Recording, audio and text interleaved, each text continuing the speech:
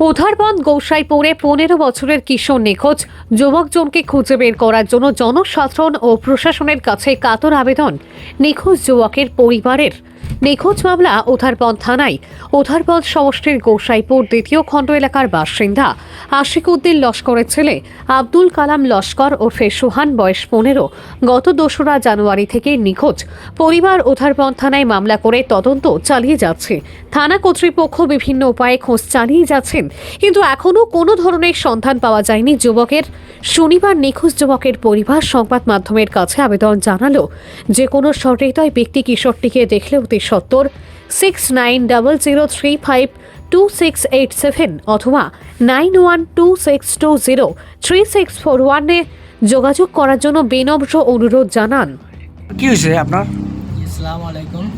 আমার ভাই একটা ছোট ভাই আপনার গত শুক্রবারে গত শুক্রবারে 2 তারিখ আসলো।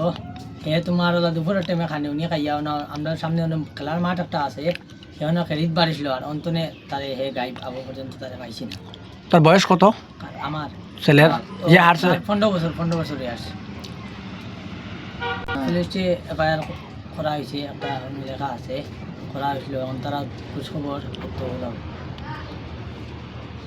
কাছে ওটাই অনুরোধ থাকবো যে এই বাচ্চাটা 15 বছরের বাচ্চা, এটা তো অবুজ স্কুলের জার্মাসিং এলপি স্কুলের হাই স্কুলের ছাত্র।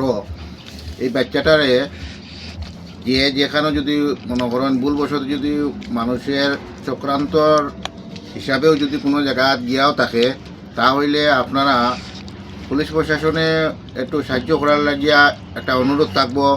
প্লাস অন্যান্য জনসাধারণের কাছেও যে আপনারা যে এই নিউজটা বা ভিডিওটা দেখবা দেখিয়া আপনারা এই নাম্বার দেওয়া হবে, এই নাম্বারের মধ্যে আপনারা একটু বাচ্চাটারে আমরা এই নাম্বারের মধ্যে পৌঁছে দেওয়ার জন্য অনুরোধ রইল।